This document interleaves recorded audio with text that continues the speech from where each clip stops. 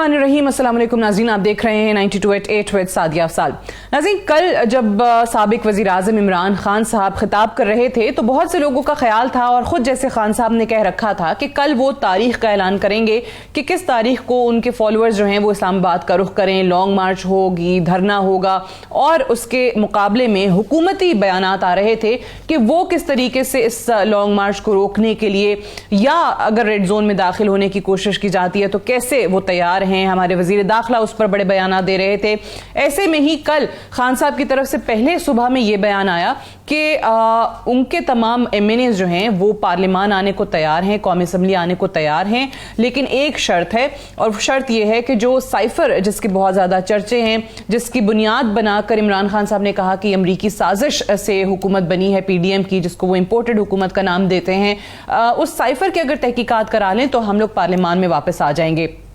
आज ही हसन इकबाल साहब का ये बयान मैं देख रही थी कि उन्होंने कहा कि अगर पीटीआई के लोग वापस आना चाहते हैं, पार्लियामान में आते हैं तो हम उनको वेलकम करेंगे। लेकिन कल उसी शाम जब ये जलसा था तो खान साहब ने कोई तारीख का ऐलान नहीं किया है, बल्कि ये कहा कि उस वक्त मैं कॉल दूंगा जब मेरे मुखालिफिन ये समझेंगे कि मैं बिल्कुल पीछे हट गया हूं, ताकि ज्यादा हम अपनी जो ताकत है उसका मुजाहरा कर सकें, ज्यादा जो अफराद हैं, ज्यादा बड़ी तादाद में अफराद को हम इस्लामाबाद ला सकें और बताऊंगा कि आगे का लाहे अमल क्या होगा। सो फिलहाल तारीख अभी भी नहीं आई।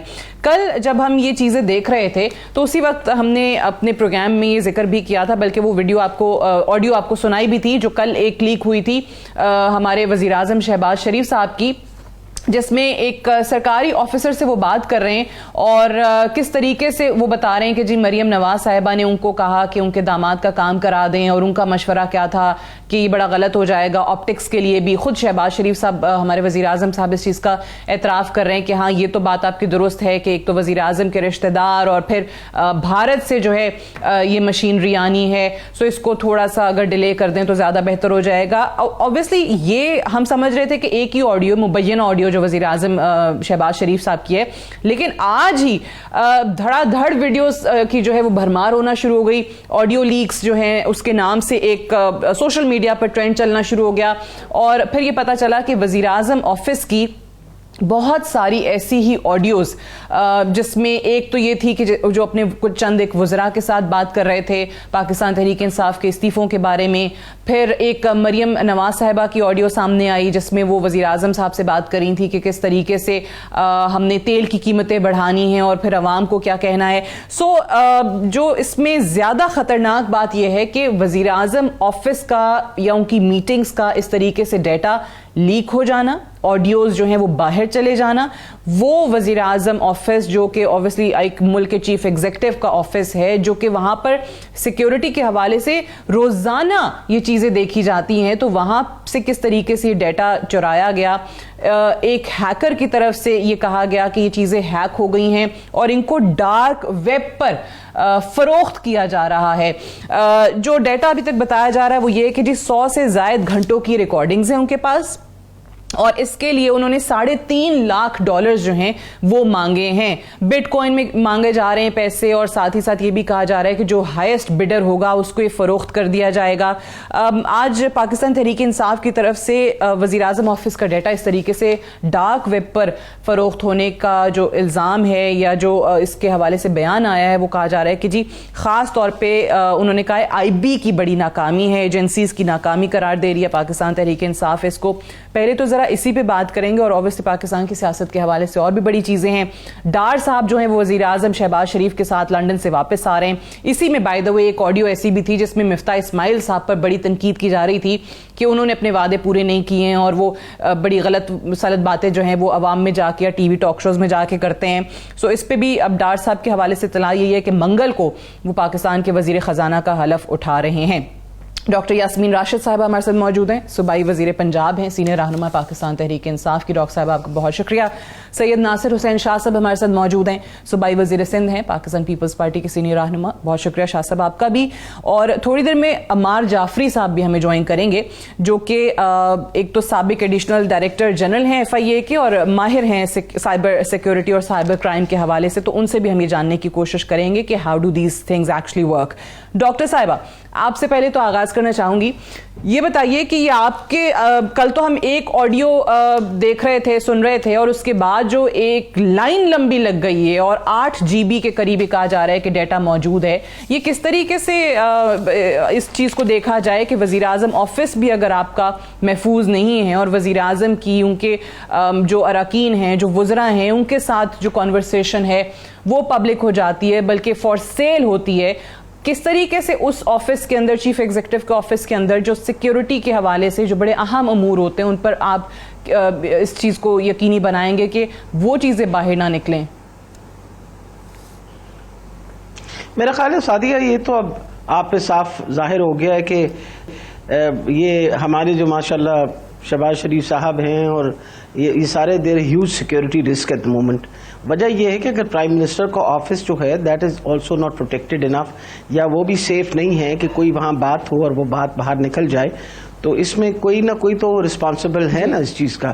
اور بالکل ڈیفینیٹلی یہ ساری انٹیلیجنس ایجنسیز جو ہیں ان کی ناکامی صاف ظاہر ہوتی ہے اگر وہ اس طرح کی چیز پرمٹ کریں. آپ کو بھولنا نہیں چاہیے کہ ہم ایک آپ کو پتہ ہے کہ we are nuclear power. We should never forget کہ how important the security of a nuclear power state is. اچھا, دوسری امپورٹنٹ یہ چیز ہے کہ یہ ہم تو پہلے دن سے یہی بات کر رہے تھے کہ یہ سارا کام جو کیا جا رہا ہے اور یہ سارا تماشا جو لگا اپریل کے مہینے سے آن ورڈ, یہ صرف اور صرف NRO کے لیے, اپنے ان کو کیسز بچانے کے لیے, اپنے پیسے بنانے کے لیے, اپنے حالات ٹھیک کرنے کے لیے, ملک کے لیے نہیں بالکل پریشان. اب وہ مریم بی بی جو باہر نکل کے اور مگرمچھ کے آنسو روتی ہیں اور پھر بہت زیادہ ہمدردی کا ظاہر کرتی ہیں, وہ آپ کے سامنے اب سب کچھ باتیں یہاں ہو گئی ہے. وہ چاہتی ہیں کہ ان کے داماد کی بزنس سیٹ اپ ہو, کیونکہ نیچرلی اس وقت تو ساری حکومت ان کے پاس ہے, وہ سب کچھ کر سکتے ہیں. اس کے بعد پھر یہ ہے کہ جی وہ میں پبلک کو کیا اسٹیٹمنٹ دوں گی, اور دیکھیں چچا جان آپ کو کیا بتا رہی ہوں, آپ بالکل بڑھائیے قیمتیں. اس طرح کی منافق قسم کی باتیں جو کرنی ہے, اس سے آپ کا کیا خیال ہے؟ عوام تو پہلے ہی سمجھ چکی ہے, ہم نے تو عوام سے کوئی بات چھپائی نہیں, اور اسی وجہ سے کہ آج عوام ہمارے ساتھ کھڑی ہے کہ انہوں نے ساری باتیں سمجھ لی ہیں اور یہ بات کسی سے ڈھکی چکی. آپ مجھے بتائیے, اسحاق ڈار جو آج آپ کا واپس آ رہا ہے ایز فائنانس منسٹر, مجھے زیادہ دکھ اس بات پہ ہوتا ہے کہ پیپل پارٹی بھی اس کو اب ہضم کرے گی کہ آپ یہ سوچیں کہ اسحاق ڈار وہ آدمی تھا جس نے سائنڈ ایفیڈیوٹ دیا تھا خدیبہ پیپر ملز کے بارے میں. آپ کو پتا ہے نا, وہ it was a complete transaction, جتنی ہوئی تھی, جتنی منی لانڈرنگ ہوئی تھی, وہ سارے پھر اس نے سائن شدہ. اس وقت اس نے کہا جی پستول میرے وہ کن پٹی پہ رکھ کے مجھ سے لکھوایا گیا. بھائی تمہاری کن پٹی پہ پستول رکھا, بھائی نمبر تو تم نے ٹھیک ہی لکھے تھے نا, یہ چیک گیا, یہ چیک گیا, یہ چیک گیا. حدیبیہ پیپر ملز کا اگر آج کیس کھلے, ان میں سے کوئی بندہ نہیں بچتا. امپورٹنٹ بات یہ ہے, اس کے باوجود 2017 کے اندر میں پہلے دن سے یہی بولی جا رہی ہوں کہ جس وقت نواز شریف صاحب جو ہیں وہ ڈسکوالیفائی ہوئے, تو مجھے یہ بتائیے کہ کیا وجہ تھی کہ اس وقت اسحاق ڈار کو اپنے جہاز میں بٹھا کے اور خاقان عباسی جو ہے وہ جا کے انگلینڈ چھوڑا ہے. آپ کے سامنے ہی ہے نا سارا, ان کی جہاز میں بیٹھ کے وہ گئے ہیں because they were scared that this man might expose under pressure, پھر پریشر کے اندر آ کے پھر کچھ نہ کرے. اب اس وقت جو تماشا انہوں نے بنا رکھا ہے, یہ چیز ان کے اس وقت بالکل سنبھال میں نہیں ہے. آپ یہ بتائیے کہ اس سے پہلے یہ بات عیاں ہو چکی ہے کہ اسحاق ڈار کی غلط پالیسیوں کی وجہ سے جس طریقے سے اس نے آرٹیفیشلی ڈالر کی پرائس جو تھی سپریس کی تھی, اس کا ہمیں نقصان ہوا ہے. سب سے بڑا نقصان تو اس کا ہوا. اب وہ سارے نقصانات دوبارہ جی اب وہ وہاں سے پیراشوٹ کریں گے. اچھا, یہ میں ایک آخری بات میں ضرور مجھے موقع دے دیجیے. دوسری بات ہے کہ عمران خان کا موقف تو پھر سچا ثابت ہوا نا. عمران خان نے کہا کہ یہ نیب کی ترمیم اس لیے کی جا رہی ہے اور نیب کے قانون اس لیے بدلے جا رہے ہیں تاکہ اپنے کیسز ختم کریں. اب آپ بتائیے, آپ کے سامنے ہی ہے, یا تو اب تو چھپی ہوئی بات نہیں ہے نا, اب تو سب کو اس کے بارے میں بولنا چاہیے نا, اور کہنا چاہیے کہ یہ نیب کے ترمیم اسی وجہ سے ہوئے ہیں کہ اسحاق ڈار بھی فارغ ہو, مطلب آ جائیں واپس, اور نواز شریف صاحب بھی واپس آ جائیں, اور سب کے کیسز جو ہیں ختم ہو جائیں. آپ کے سامنے سب کے کیسز ختم کیے جائیں. کتنا ظلم ہے کہ آپ پاکستان کے پیسے لوٹ کے کھا کے and you have been acknowledge, یعنی عمران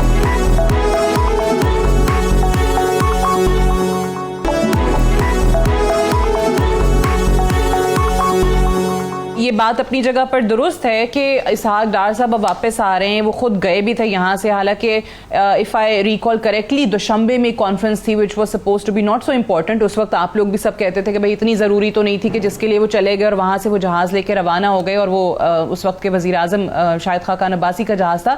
بٹ ایک چیز ضرور ہے کہ آپ کا جو کانسٹیٹیوشن ہے وہ اس چیز پہ شاید خاموش ہے, اس میں لکوناز ہیں. کل ہم اعتزاز احسن صاحب سے بھی بات کر رہے تھے, وہ کہتے ہیں کہ جی بالکل اگر کوئی ممبر جو ہے وہ آخری دن بھی آ کے حلف اٹھانا چاہے تو وہ اٹھا سکتا ہے. تو 6 سال کا ان کا یہ ٹینیور تھا, 18 میں وہ سینیٹر بنے, 4.5 سال کا عرصہ 2/3 عرصہ جو ہے وہ ان کے نکال دیا ہے. لیکن اب وہ آ رہے ہیں, وہ اوتھ بھی اٹھائیں گے اور وزیر خزانہ بھی منگل کو بن جائیں گے. لیکن یہ جمہوریت کے حساب سے اور ملک کے حساب سے اگر آپ دیکھیں تو اوبیسلی سوال اٹھتے ہیں کہ یہ کیسی سیاست ہے, کیسا ملک ہے, کیسی جمہوریت ہے کہ جب جس کا دل چاہتا ہے وہ چلا جاتا ہے, جب دل کرتا ہے وہ واپس آ جاتا ہے. میں واپس اپنے پہلے ٹاپک پہ آتی ہوں, پھر اس میں ذرا ہم اگلے سیگمنٹ میں جا کے بڑی تفصیل سے بات بھی کریں گے. ناصر حسین شاہ صاحب, یہ فرمائیے کہ آج یہ جو وزیر اعظم آفس کا ڈیٹا جس طریقے سے ڈارک ویب پر فروخت کیا جا رہا ہے, اور ابھی بھی جس طریقے سے کلیم کیا جا رہا ہے کہ بہت زیادہ آڈیوز موجود ہیں, ایک تو سوال اٹھتا ہے کہ یہ اس کے بینیفیشری کون ہیں, کون اس وقت یہ کر سکتا ہے. لیکن جو ہیکرز ہیں جنہوں نے اپنی ڈارک ویب پر یہ ڈالا ہے, جس کو فروخت کر رہے ہیں, اگر پی ایم آفس ہی نہیں محفوظ اس ملک کے اندر تو پھر کون سی جگہ محفوظ ہے؟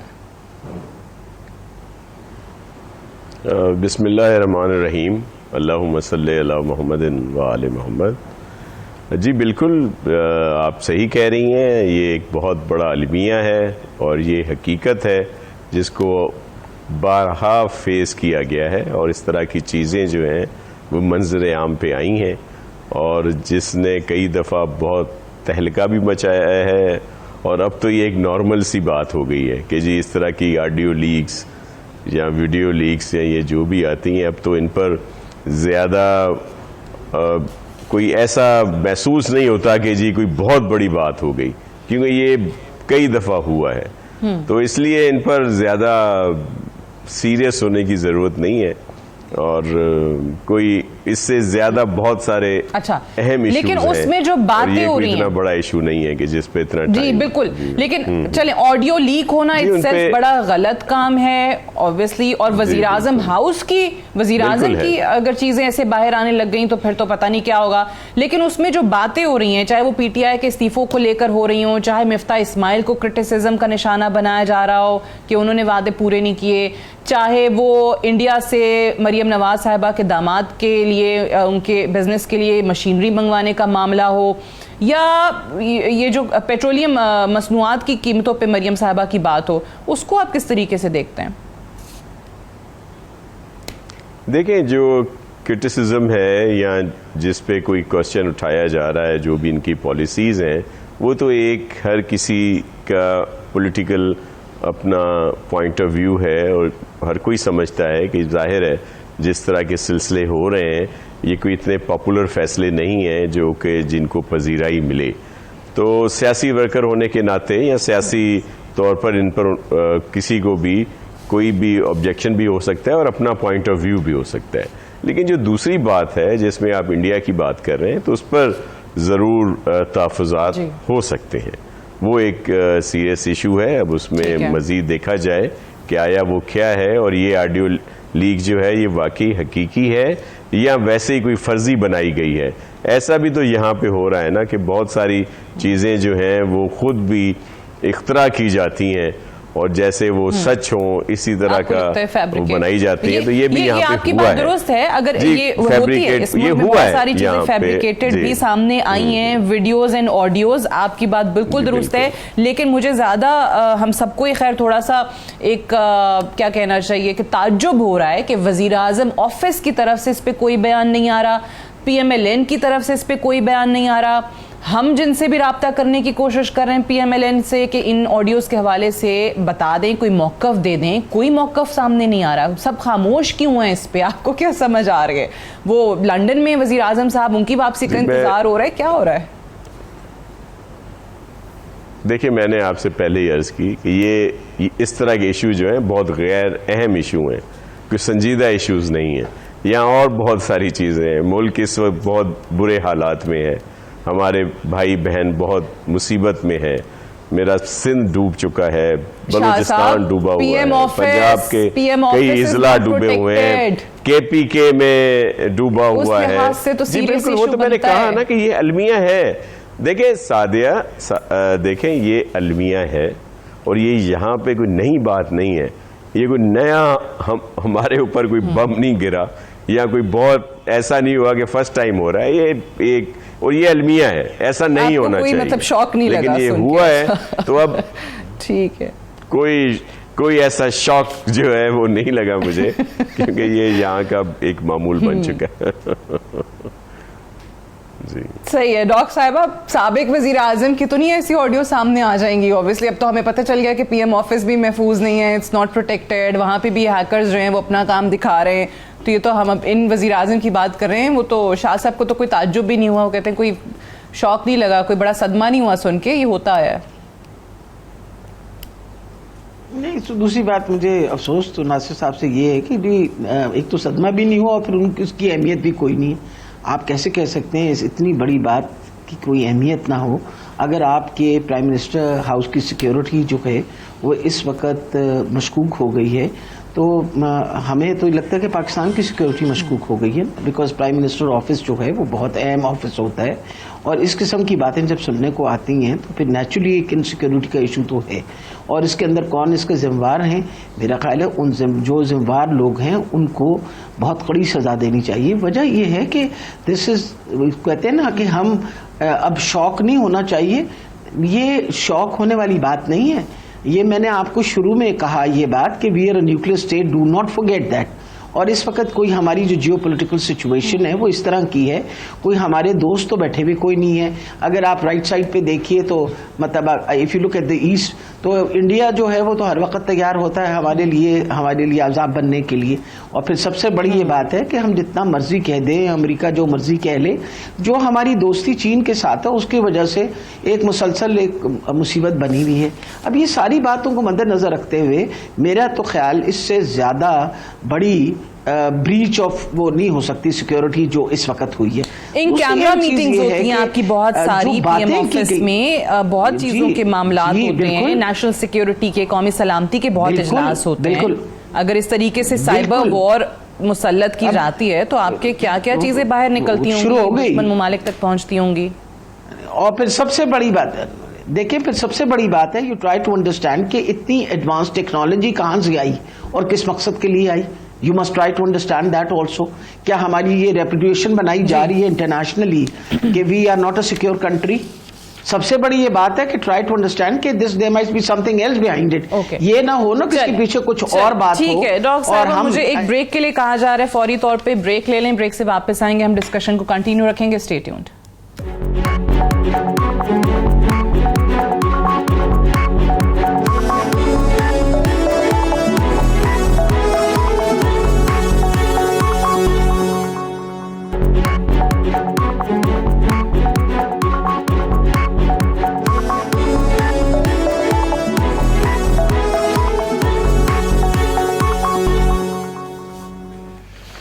Welcome back. پروگرام میں ایک بار پھر سے خوش آمدید. بریک پہ جانے سے پہلے جو ہم بات کر رہے تھے کہ اسحاق ڈار صاحب واپس آ رہے ہیں, منگل کو پاکستان کے وزیر خزانہ کا اوتھ اٹھائیں گے, اور جس طریقے سے ان کی اپنی پارٹی سے مفتاح اسماعیل کے اگینسٹ کافی دنوں سے ایک مہم باقاعدہ طور پر چل رہی تھی, اور آج جو مبینہ آڈیو سامنے آئی ہے, جو لیک ہوئی ہے وزیر اعظم شہباز شریف کی اور مریم نواز صاحبہ کی, اس میں بھی مفتاح اسماعیل پر کافی کرٹیسزم تھا. اور اسی کو سامنے رکھتے ہوئے ابھی تھوڑی دیر پہلے مفتاح اسماعیل نے عہدے سے استعفیٰ دے دیا ہے, اور انہوں نے کہا ہے کہ جتنا بھی عرصہ ان کو ملا اس نے بڑی دیانتداری سے, انہوں نے کہتے ہیں کہ جی میں نے سرو کرنے کی کوشش کی, لیکن اوبویسلی ان کے سامنے ہیں ساری چیزیں جو ان کی پارٹی کے اندر مخالفت ان کے خلاف رہی ہے. ذرا اسی پہ واپس آتے ہیں. میں عمار جعفری صاحب نے ہمیں جوائن کیا ہے, جو کہ فارمر ایڈیشنل DG FIA ہیں اور ماہر سائبر سیکیورٹی اور سائبر کرائم. بہت شکریہ عمار جعفری صاحب. سب سے پہلے تو بتائیے گا کہ ہم بریک پہ جانے سے پہلے بات بھی کر رہے تھے اپنے دیگر مہمانوں سے. ایک طرف تو obviously یہ اوپینین بھی ہے کہ یہ کوئی پہلی بار نہیں ہوا جس طریقے سے یہ آڈیو لیک سامنے آ گئی ہیں, لیکن یہ بھی بہت زیادہ خطرناک بات ہے کہ وزیر اعظم آفس میں ہونے والی میٹنگز کہیں سے بھی پروٹیکٹڈ نہیں ہیں. وہاں تک اگر یہ چیزیں پہنچ گئی ہیں, وہاں سے ڈیٹا ہیک ہو رہا ہے اور پھر اس کو ڈارک ویب پہ ڈال دیا جاتا ہے, اس کی فروخت جو ہے وہ سامنے آ جاتی ہے کہ جی ہائیسٹ بڈر کوئی ڈیٹا بیچ دیا جائے گا. یہ سب سے پہلے تو بتائے گا کہ وزیر اعظم ہاؤس, وزیر اعظم آفس, یہ وہ جگہ ہیں جہاں پر سیکیورٹی سویپ بھی ہوتا ہے, ڈیلی بیسس پر ساری چیزیں ہم دیکھتے ہیں. یہ how does this thing work, کس طریقے سے ڈیٹا ہیک ہوتا ہے؟ دیکھیے, کہتے ہیں کہ criminal are always much ahead of law enforcement. ہمیشہ دنیا میں ہمیشہ ہوا ہے گا, نئی بات نہیں ہے کوئی. دوسری بات یہ کہ آپ نے بالکل درست کہا کہ اگر یہ پرائم منسٹر آفس سے فزیکل ہوئی ہیں, یہ تو ان اداروں کا کام ہے کہ جو وہاں سویپنگ کرتے ہیں. اب تو یہ بڑی چیپ گیجٹس آ گئے ہیں کہ اگر آپ کی پریمیسز سے انفارمیشن باہر جا رہی تو ویو ڈسٹرب ہو جاتی ہیں کہ وہاں سے پتہ چل جاتا ہے گا. یہ جو آڈیو لیک کی آپ نے بات کی ہے, اس کو ہمیں دو حصوں میں تقسیم کرنا پڑے گا. کیا یہ ریئل ہے یا یہ فیک ہے؟ میں پہلے فیک کی بات کروں گا. ابھی دنیا میں ایک ہمارا ویب ہے, ایک ڈارک ویب ہے, ایک ڈیپ ڈارک ویب ہے. ڈیپ ڈارک ویب جو ہے وہ بہت تیزی سے کام کر رہا ہے فیک ٹیکنالوجیز کے اوپر. اس میں انسان کی آواز بھی وہی ہوتی ہے, اس کے اندر اس کا ڈائلیکٹ بھی وہی ہوتا ہے, اور وہ پروگرامنگ کے ذریعے سب چیزیں کی جاتی ہیں. اچھا, اب سوال یہ ہے اس کی سوفسٹیکیشن اتنی اچھی ہوتی ہے کہ یہ پہچاننا مشکل ہے کہ یہ وہی شخص ہے جس کا نام لیا جا رہا ہے یا کوئی اور شخص ہے. یہ ایک ایکچوئل بات ہے, اس میں کوئی دو آرا نہیں ہے. اب پہلا فیز تو یہ ہو گیا کہ ہمیں یہ دیکھنا ہے کہ کیا ہمارے ملک میں ایسے قوانین موجود ہیں کہ جو فیک نیوز کو پروموٹ کرنے کے اندر یا ڈیپ فیک کو پروموٹ کرنے کے اندر اس کے کوئی, میں سمجھتا ہوں ایز پر ایگزسٹنگ لاز یہ لاز ہی نہیں ہے. نہ ہمارے پیکا میں یہ لا ہے, نہ یہ ہمارے پی پی سی میں کوئی لا ہے کہ کوئی کسی کے ویڈیو بنا کر اپلوڈ کر دے اور وہ ڈیپ ڈارک ویب سے ایک پروگرامنگ کے ذریعے, ایک الگورتھم کے ذریعے بنائی گئی ہو. دوسری بات, اگر یہ ایکچوئل ہے تو پھر دیکھنا پڑے گا کہ ہمارا اتنا امپورٹنٹ آفس سے کال آ رہی ہے دوسرے امپورٹنٹ آفس کو. اب یہ دیکھنا ہے کہ اس کا میڈیم کیا یوز ہوا ہے. اگر اس کا میڈیم واٹس ایپ ہے تو ٹھیک ہے, کلیم تو وہ کرتے ہیں کہ جی اینڈ ٹو اینڈ انکرپشن ہے, لیکن ہمیں یہ نہیں بھولنا چاہیے کہ یہ سارے سرورز باہر ہیں. جب یہ سرورز باہر ہیں تو ضروری نہیں کہ ہم اداروں پہ شک کریں واٹس ایپ کے اوپر. ان کے جو لوگ کام کر رہے ہیں اس میں ہمارے کچھ چاہنے والے ہی بیٹھے ہوں گے اس کے اندر, وہ آپ کو پتہ ہی ہے. وہ یہ کام کر سکتے ہیں کہ وہ 2 نمبرز کر لیں اور وہ بھی اس کو آؤٹ کر دیں. دیکھنا یہ ہے کہ یہ جو معلومات ہے, یہ بڑی امپورٹنٹ بات آپ سے کہہ رہا ہوں, یہ پہلی مرتبہ پاکستان کے پاس کس طرح پہنچی. کیونکہ ہوگا یہ کہ اگر یہ یہاں جنریٹ ہوئی ہے تو اس کے آئی پی ایڈریسز یہاں کے ہوں گے. میں ریکویسٹ کروں گا متعلقہ اداروں کو کہ اس کی جلدی سے دیکھیں, we should think beyond politics now. Prime minister office جو ہوتا ہے وہ ملک کا ہوتا ہے, وہ کسی پولیٹیکل پارٹی کا نہیں ہوتا ہے.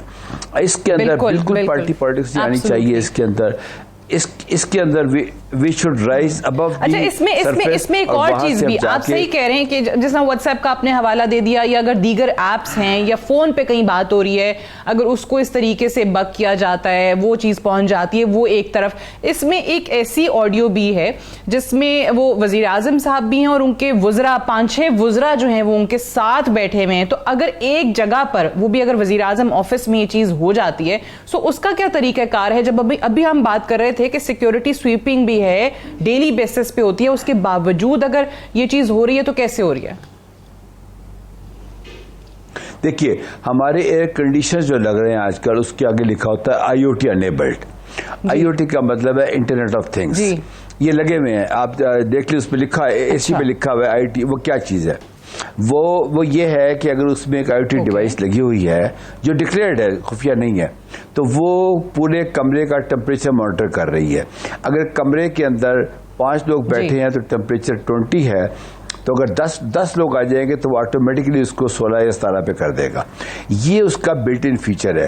لیکن یہ آئی او ٹی ڈیوائس جو ہے وہ سرور سے لنک ہے. وہ سرور جو ہے وہ ڈیزائن ہوا ہے صرف ٹیمپریچر کے لیے. لیکن اگر اس سرور کے اوپر کوئی ٹارجن یا کوئی بگ ایسا ہے جو ڈیزائن کیا گیا ہے کہ اس اے سی کا جو IoT ہے اس میں جو گفتگو ہو وہ بھی ٹرانسمٹ کر دیجیے گا, تو یہ کوئی بڑی بات نہیں ہے. اچھا, دوسرے میں یہ ریکویسٹ کروں گا آپ کے پروگرام کے کہ جتنے بھی لوگ جتنے بھی ہمارے سینئر لوگ سیل فون یوز کر رہے ہیں وہ پلیز اپنے سیل فون سے تمام انڈیزائرڈ جو ایپس کو نکال دیں. میں نے پچھلے دنوں ایک سینئر آدمی سے کہا کہ آپ ذرا اپنا فون دکھائیں مجھے, تو ان کو میں نے دکھایا. انہوں نے فری ڈاؤن لوڈ کی ہوئی تھی کچھ چیزیں ایسی جس پہ ان کا مائک, ان کی گیلری, ان کی جو بھی میسیجز تھے وہ سب انہوں نے الاؤ کیے ہوئے تھے. دیکھیں, جب آپ اپنے کمپیوٹر کا سافٹ ویئر انسٹال کریں یا اپنے سیل فون کے اندر کوئی چیز ایپ ڈاؤن لوڈ کریں تو پلیز اس کو, nothing is free in this world, کوئی چیز فری نہیں ہے.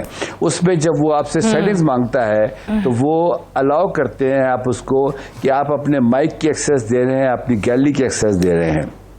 اس وقت اگر وہ جو ادارہ ہے جس وہ آپ سے, تو کیا ہوگا آپ کی جو ٹیلی فون کی کچھ صورتوں میں جو آپ کا ٹیلی فون اگر بند بھی ہے تو اگر آپ نے ایکسیس دی بھی ہے تو وہ آپ کا مائک آن کر کے آپ کی معلومات کو اٹھا لیں گے. یہ ایک ایسی انوویٹو ورلڈ ہے اس وقت, یہ بڑی اگر اس ضروری کے اندر ہم نے ریسرچ ڈیولپمنٹ میں کام یہ غیر ضروری جو ایپس ہیں فون میں جو اسپیشلی فری آفر آپ کو آ رہی ہوتی ہے اور آپ فری سوچ کے جو ہے وہ اس کو ڈاؤن لوڈ کر لیتے ہیں, وہ مت کریں. And this can be actually any appliance, جو آپ نے بات بتائی ہے کہ AC بھی ہو سکتا ہے, آپ کا فین بھی ہو سکتا ہے, کوڈ بی اینی تھنگ. بہت بہت شکریہ عمار جعفری صاحب ہم سے بات کرنے کے لیے. تو شاہ صاحب, ایپس ویپس تو آج آپ ہوپفلی آپ ڈیلیٹ کر دیں گے ایکسٹرا جو بھی فری ایپس ہیں, لیکن مجھے یہ بتائیے کہ ڈار صاحب آپ پہ سارے ہیں, آپ کو کتنی توقعات ہیں؟ مفتاح صاحب کے بعد جو کام مفتاح صاحب نہیں کر سکے, PMLA کی اکنامک ٹیم نہیں کر سکی, آپ ان کے اتحادی ہیں, ایکولی رسپانسبل ہیں جو بھی کارکردگی حکومت کی ہے. کس طریقے سے آپ کو یقین ہے کہ ڈار صاحب وہ کام کر دیں گے؟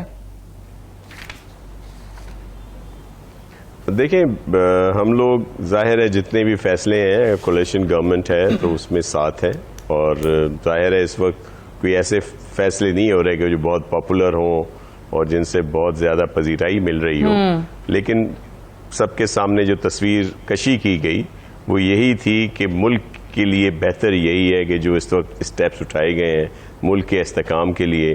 کیونکہ یاسمین راشد صاحبہ میرے لیے بہت قابل احترام ہے ذاتی طور پر, اور جو ان کی کاوشیں رہی ہیں لاسٹ اس میں جو بھی انہوں نے کام کیا, میں ہمیشہ ان کو اس کے لیے خراج تحسین بھی پیش کرتا ہوں. لیکن پولیٹیکلی طور پر جو اس وقت کی وفاقی حکومت تھی PTI کی, جو اس کی نااہلی تھی, اور جس طرح انہوں نے IMF اور دیگر چیزیں, معاشی جو عدم استحکام تھا, اور جو ابھی موجودہ حکومت ہے اس کے گلے پڑی ہوئی ہیں, کوئی 4-5 مہینے کی حکومت رہی ہے اس وقت, اور اب وہ سارا بلیم ان کی طرف آ رہا ہے. اس وقت تو انہوں نے بہت بڑا اچھا کر دیا تھا, لیکن اب بھی یہ جو مشکل فیصلے ہیں یہ انہی کی مرہون منت ہے. اب اگر کوئی فیصلہ کیا جاتا ہے, نون لیگ ظاہر ہے اس میں ایک مین ان کا رول ہے, ان کی عددی اکثریت بھی زیادہ ہے کولیشن گورنمنٹ میں, اور پرائم منسٹر صاحب بھی ان کے ہیں. اگر وہ اپنی ٹیم لاتے ہیں, معاشی ٹیم, اور ان کا فیصلہ ہوتا ہے کہ اسحاق ڈار صاحب اس میں زیادہ بہتر پرفارم کریں گے تو وہ لا سکتے ہیں, اور ظاہر ہے ہمیں اس پہ کوئی اعتراض as a partner, coalition partner ہمیں نہیں ہونا چاہیے. اور اسحاق ڈار صاحب کے لیے بھی ٹھیک ہے, لیکن ادروائز اگر میں آپ سے پوچھوں, obviously ایز اے اتنے عرصے سے آپ سیاست کر رہے ہیں, ایک سیاسی نظریاتی کارکن ہونے کے حوالے سے اگر میں آپ سے صرف ایک سوال کروں کہ یہ کیسی جمہوریت ہے اور یہ کیسی سیاست ہے کہ جب جس کا دل کرتا ہے واپس آ جائے. 6 سال کا ٹینیور تھا, 4.5 سال کا عرصہ گزار کے اب آپ کہتے ہیں کہ جی میرا سینٹ کا اوتھ پینڈنگ پڑا ہوا ہے, میں نے آنا ہے, اور آپ وزیر خزانہ بن جائیں. تو یہ کیا ملک میں رواج ہے کہ آپ جب دل کرے جو دل کرے آپ کر سکتے ہیں؟ لیکن یہ تو چلیں اتنا اچھا رواج نہیں ہے, اس پہ بات کی جا سکتی ہے, لیکن ہمارے یہاں اور بھی بڑے رواج ہیں, اور ان کو بھی پھر تو بات بہت دور تک چلی جائے گی جس طرح کے یہاں پہ چیزیں رہی ہیں, اس لیے اس کو نہ ہی ڈسکس کریں, اس پہ کوسچن مارک لگا دیں. لیکن یہاں اور کیا کیا ہوتا رہا ہے, تو اس طرح تو ہوتا ہے اس طرح کے کاموں میں, جب اور بہت ساری اس طرح کی چیزیں آتی ہیں تو یہ کچھ ہوتا ہے. ابھی میری جی اس طرح تو ہوتا ہے. جی میں یہ صرف کہہ رہا تھا کہ جس طرح میری قابل احترام بہن کہہ رہی تھیں کہ اسحاق ڈار نے یہ کر دیا وہ کر دیا, تو جو ان کی حکومت میں جو معاشی ٹیم تھی ان کی، جو پتہ نہیں کتنی دفعہ چینج کر دیے گئے، بہت سارے فائنانس منسٹر یا جو بھی لائے گئے، اور انہوں نے جو بیڑا غرق کیا تھا اس سے تو قدرے بہتر اسحاق ڈار کا ٹینیور رہا ہے، اور اب امید کر سکتے ہیں کہ بہتری ہو۔ اور ہم سب تو دیکھیں اس وقت جو ملک جن حالات میں ہے اس میں سب کو مل کر استحکام کی بات کرنی چاہیے، عدم استحکام کی طرف نہیں جانا چاہیے۔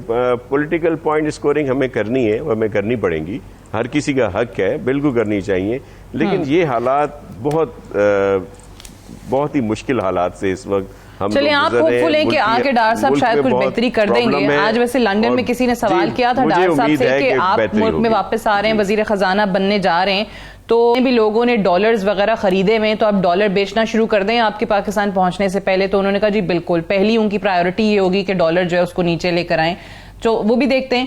بٹ ڈاکٹر صاحبہ مجھے بتائیے کہ ابھی جو چیزیں جس طریقے سے چل رہی ہیں، یہ کل خان صاحب نے ڈیٹ اناؤنس کرنی تھی لانگ مارچ کی، انہوں نے یا دھرنے کی، جو بھی آپ کی آگے کی اسٹریٹجی تھی اسلام آباد کے لیے۔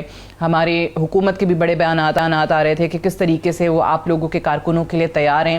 یہ یکا یک کیا ہوا کہ ایک تو خان صاحب نے تاریخ کا اعلان نہیں کیا، اور اس سے پہلے ہی یہ بیان دے دیا کہ سائفر کی تحقیقات کرا لیں، ہم پارلیمان میں واپس آنے کو تیار ہیں۔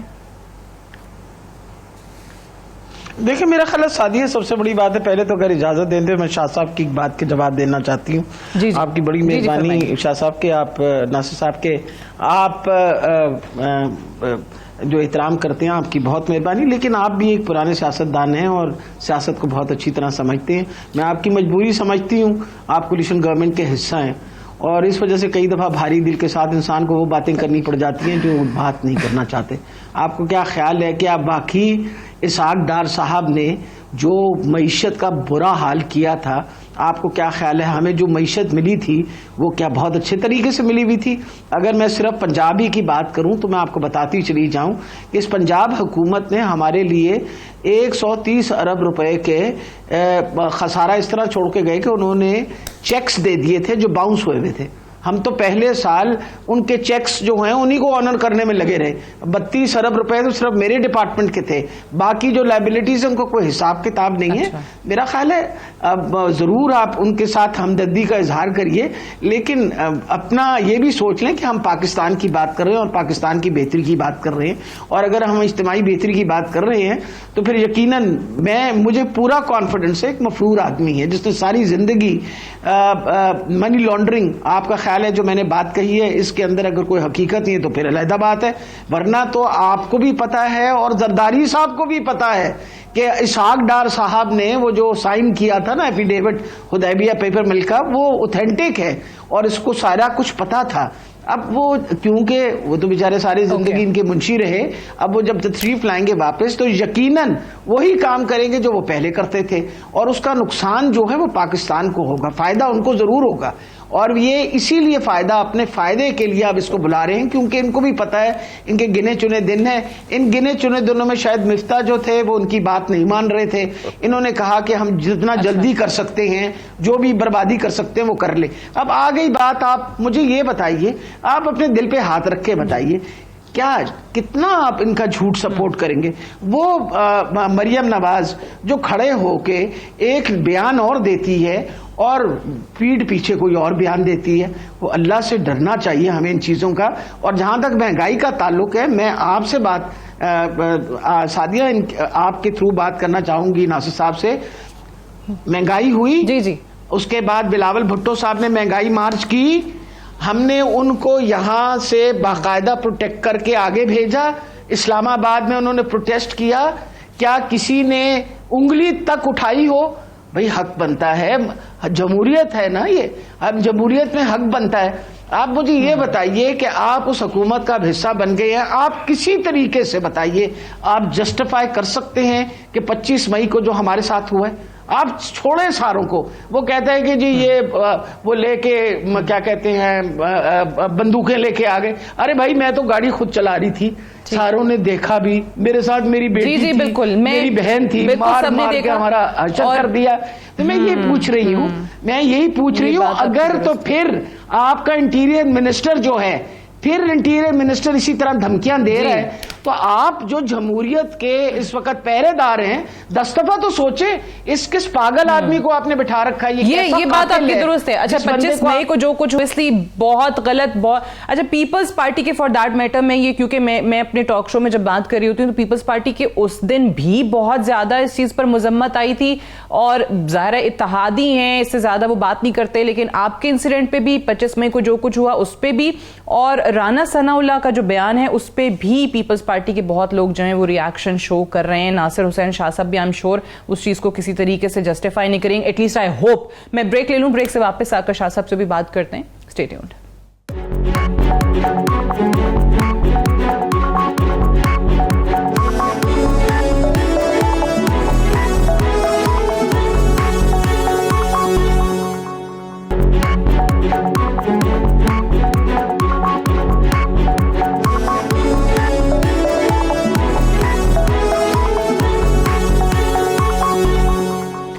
Welcome back. پروگرام میں ایک بار پھر سے خوش آمدید. بریک پہ جانے سے پہلے ڈاکٹر یاسمین راشد صاحبہ نے اوبویسلی ذکر کیا تھا 25 مئی کا جو کچھ ہوا تھا پاکستان تحریک انصاف کے ساتھ, خود ڈاکٹر صاحبہ کے ساتھ جو کچھ ہوا تھا. ناصر حسین شاہ صاحب, ابھی جس طریقے سے رانا ثناء اللہ نے کہا ہے کہ اگر یہ لوگ آتے ہیں تو ہم نئی کچھ ماڈرن ٹیکنیکس جو ہیں وہ ڈھونڈنے کی کوشش کر رہے ہیں, پتہ نہیں کیا کیا ان لوگوں کے لیے تیار ہے. وہ کہتے ہیں کہ جی ڈرون سے بھی ٹیئر گیس شیلنگ کا آپشن موجود ہے. تو یہ انٹیریئر منسٹر اپنی عوام پہ ٹیئر گیس کی شیلنگ کی بات کر رہے ہیں, پیپلز پارٹی کا اس پر کیوں کوئی بات حکومت سے نہیں کر رہا ہے؟ یہ کس قسم کے بیانات انٹیریئر منسٹر کے آئے جا رہے ہیں مسلسل؟ دیکھیں, اگر احتجاج, ریلی, دھرنا یا کوئی بھی پولیٹیکل ڈیمانسٹریشن کہہ لیں, کچھ بھی ہے, اگر وہ پرامن ہے تو اس پہ تو کوئی بھی تشدد کرے, اس کو رکاوٹ ڈالے, اس کی پیپلز پارٹی ہمیشہ مذمت کرتی ہے اور کرتی رہے گی.